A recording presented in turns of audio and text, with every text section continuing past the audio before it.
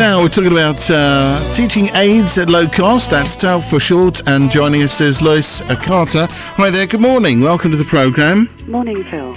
Give us a background now, first of all, as to what we're talking about here this morning. First of all, can I say thank you for you giving me this chance to talk to your listeners. Sure. I was going to tell you a bit more about what we do, about our work. We're a really small charity in St Albans, but we're doing, I think, a really big job. My colleague Hilary spoke some months ago to you about TALC's work. We send health books overseas to doctors and nurses working with poor people in developing countries, and we sell those books as cheaply as we possibly can. Okay. Why do we do this? Well, imagine, if you like, that you're a doctor or a nurse working in a poor African country. You have to have a huge range of knowledge and experience because you can't send your patients to the nearest hospital. That could be a day or more's journey away. And most of the poor people whom we work with can't afford money to pay for the transport. So you need the best training and the books to support you so that you can check up to make sure you're giving the right treatment. And that's where we come in, because we look for books that are specially suited to conditions in poor countries where clinics and hospitals are scarce and health workers have to manage with whatever they've got. So those workers check our website and buy what they want from us. And we keep our prices really low, and because most of them don't have much money. And many medical books are very expensive. And we also send out consignments of books to training colleges in Africa for nurse training. So that's sort of kind of what we do. But we do all of that, and we also produce some materials ourselves. And that's what I really wanted to tell you about. Okay. Well, yeah, certainly carry on and tell us about that as well then. Yeah? Okay. One of the things we do, I have to start 10 years ago, we were asked to produce a really good health book. It's called Where There Is No Doctor. And it says what it does on the tin, if you see what I mean. But we were asked to produce it in Portuguese. Excuse me. If we talk about the health situation being bad in English-speaking countries, such as Africa, English-speaking African countries, it's much, much, much worse in countries that speak Portuguese. Mozambique is one of those countries, and when they gained independence, there were only 6 qualified doctors in a country of 16 million people. That's amazing, isn't it? That's horrendous. Can you imagine how many... Well, they would never cope, obviously, in any way at all. So it's really, really awful. And most of them were in the capital. And Mozambique is a country that's sort of longer than the British Isles.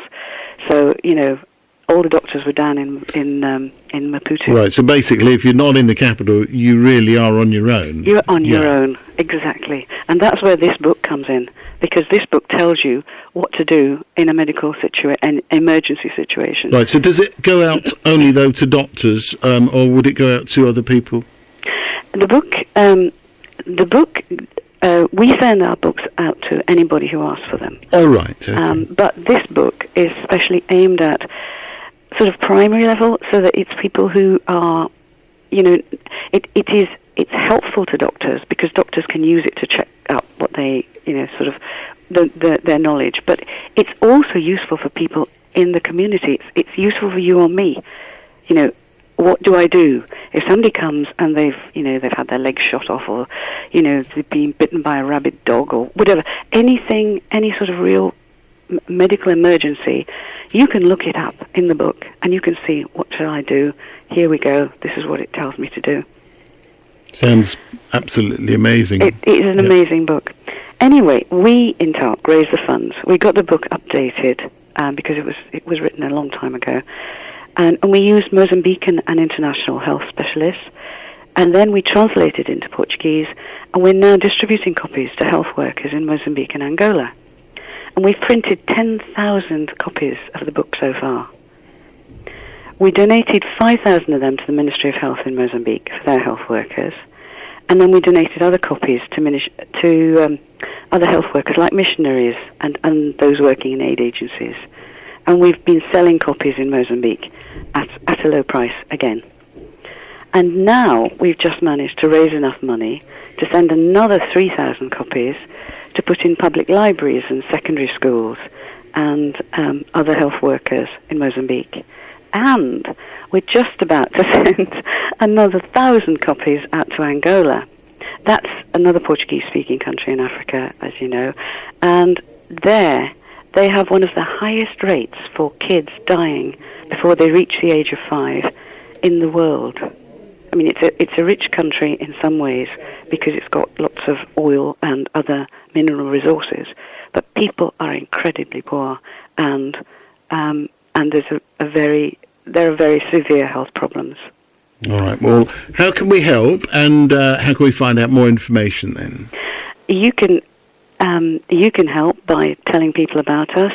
Your listeners, if anyone wants to look us up or to donate funds to help our work, and we'd be very grateful if they did, or wish to raise funds for us, because we can then use that money on projects like the one I've just described. Our website is www.talcuk.org. You can also, people can also ring us. People can also come to our offices in our warehouse in St Albans. But I think the easiest way is via the website. Thank you very much indeed, Lois, for joining us on the programme then today. Thanks a lot. All right, we'll chat again, I'm sure, in the future. Thank you then. Cheers. Bye. Cheers now.